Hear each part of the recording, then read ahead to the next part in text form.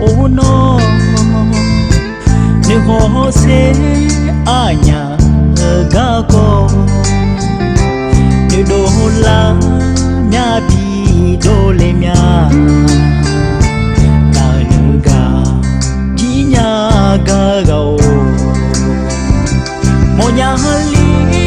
ngã ga ni ga ô nó thì bố té mò la se bà sư mò bà uyên địa thì là nào mà cho nghe mà xa nhà nhà nhí gà la cha hôm nay thì có lue trong ngày mà lê đuôi người đồ la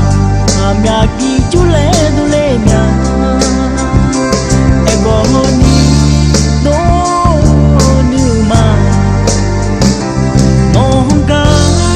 khi nghe nhà mình lê chơi chỉ dù nghe nó hàng nếu cứ ho nè dù mà bia to nè dù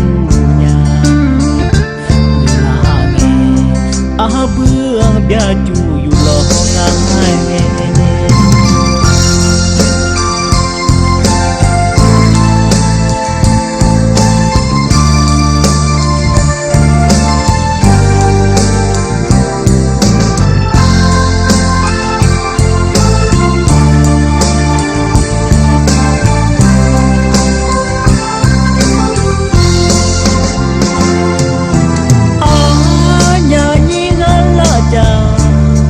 hôm nay chỉ có lue